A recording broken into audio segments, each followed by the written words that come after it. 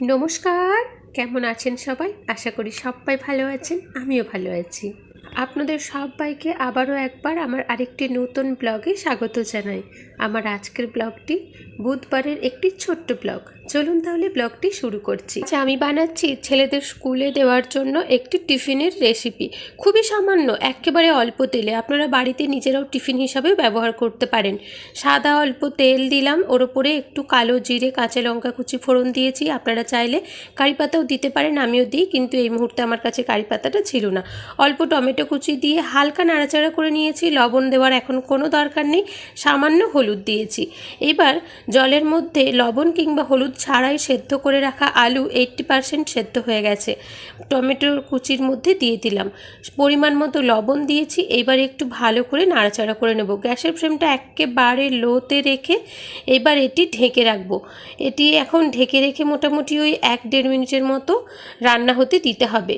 তার মাঝখানে একবার নেড়ে দেবো। চলুন দেখাই আজকে কি রান্না করেছি। দুপুরের মেনুতে আজ ছিল একটু লাউয়ের দম। লাউ চিংড়ি তো সবসময় হয়, আজ একটু লাউ চিংড়ি দিয়ে দম বানিয়েছি। আর একটু ছিল রুই মাছ আলু দিয়ে টমেটোর ঝোল, অল্প একটু ধনেপাতা কুচি দিয়েছি, আর রুই মাছের ঝোলটা একটু ঝাল ঝাল বানিয়েছি। আর আমার ভীষণ পছন্দের এই নিম পাতা ফুল, আর নিম পাতা তো এখানে পাই না, কিন্তু অনেক কষ্টে পেয়েছিলাম, ওটা আমার নিজের জন্য আমি সযত্নে রেখেছিলাম। আর এইদিকে এই যে আটা মেখে নিয়েছি, ছেলেদের স্কুলে ওই তরকারি আর রুটি দেবো আজ টিফিনে। এদিকে প্রায় 2 মিনিটের মতো হয়ে গেছে, মাঝখানে একবার নেড়ে নিয়েছিলাম। তরকারিটা এখন একেবারে রেডি। অল্প তেল কিংবা জল না দেওয়ার কারণে কড়াতে এরকম হালকা লেগে যায়, তা চলে, এতে কোনো সমস্যা নেই। এখন তরকারিটা প্রায় শেষের পথে।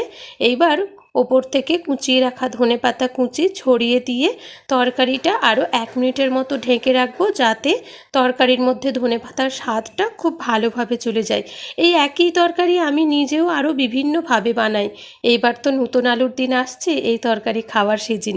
তবে হ্যাঁ, আপনারা এই তরকারিটা নিজেরা বাড়িতে টিফিন হিসাবে ব্যবহার করে দেখতে পারেন, খুব একটা খারাপ লাগবে না।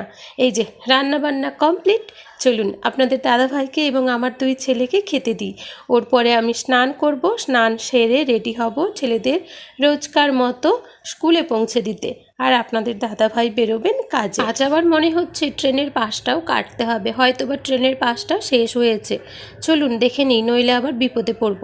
এই যে 2 ছেলেকে স্কুলে দিয়ে ফিরছি বাড়ি।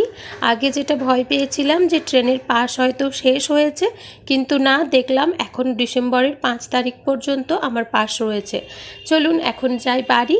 এখন একটু স্বস্তি। সকাল থেকে যে তাড়াহুড়ো করে কাজ সারতে হয়,